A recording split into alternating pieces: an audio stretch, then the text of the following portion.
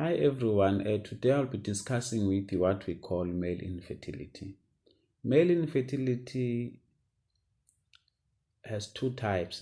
It has primary infertility and secondary infertility. With primary infertility is when you have never had babies. You've tried, you've failed, you've never had babies before. But with secondary infertility, you've had babies before, one or two, but then now you are failing to make other babies. That's the secondary infertility.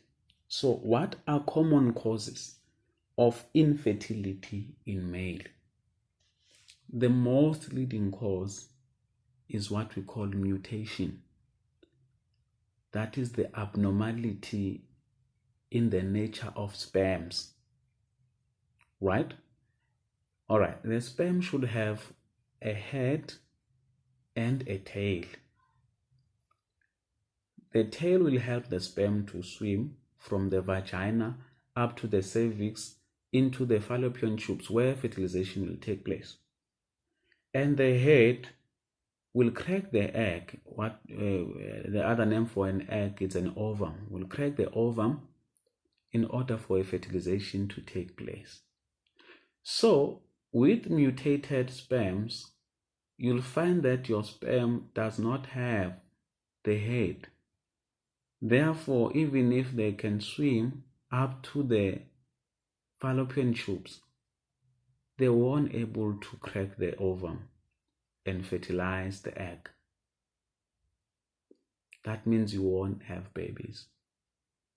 Number two, if your sperm do not have tails, that's another problem. They may have head but no tail. If you deposit your sperm into the vagina, it cannot swim up to the fallopian tube and fertilize the ovum. That's what we call mutation. It's hard to fix. It's not fixable, in fact. That's the most leading cause of infertility, because other causes, they can be fixed. All right. The next cause is inability of what we call spermatogenesis to take place. Spermatogenesis is just a sperm production, and you need quite few things for a sperm production to take place. You need enough levels of a hormone called testosterone. That's the male hormone. Is responsible for spermatogenesis. Is also responsible for your erectile function. Also responsible for your hoarse voice.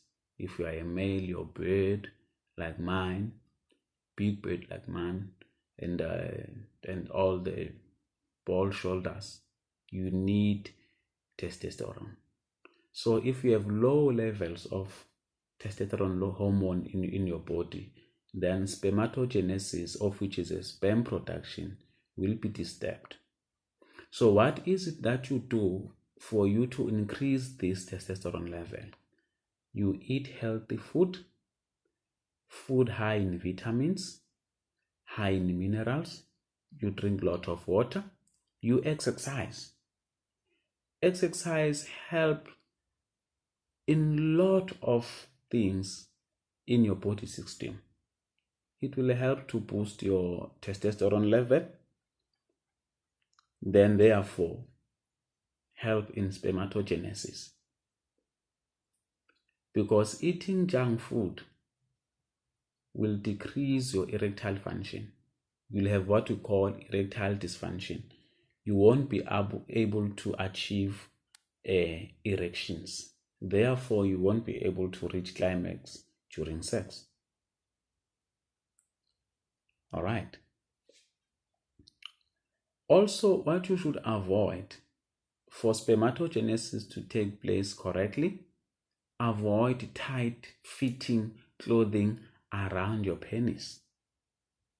Because spermatogenesis takes place in your testes, and your testes are supposed to hang out into the scrotum.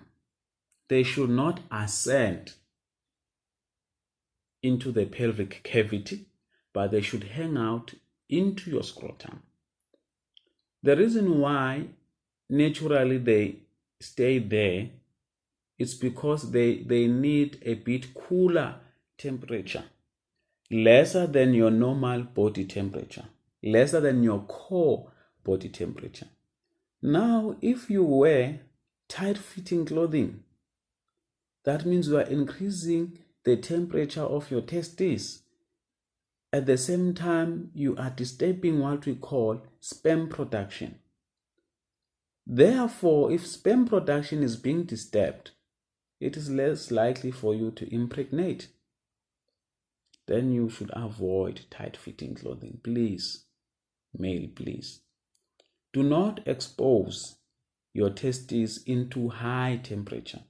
Do not expose your testes into stuff like, hot water bath. No, because your testes need a bit cooler temperature for optimum sperm production to take place. So once you avoid those things, then there are better chances that your sperm production will be doing great. All right. Now, saying that you've avoided all those things and you've done the exercise, you are good with your diet, then your hormones will rise ultimately, but still you are failing to impregnate. What is it that you should do? Consult. You see your doctor. You'll do the test. You'll do what we call sperm count test. You need to count your sperm.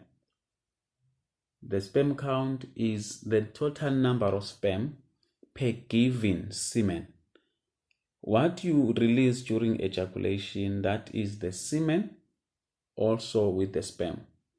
Remember, you have your prostate gland. Your prostate gland releases what we call the semen. Then your testes will release what we call sperms. Then the total will look like sperms, but we isolate sperms from semen to look if you have enough sperms in your body system.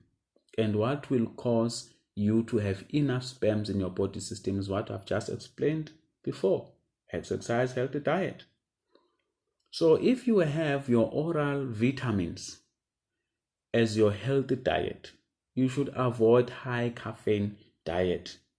You avoid your soda, you avoid your energy drinks, you avoid anything that is high in caffeine, your coffee. Because what caffeine does in your body, it reduces the ability of vitamins to be absorbed in your small intestines.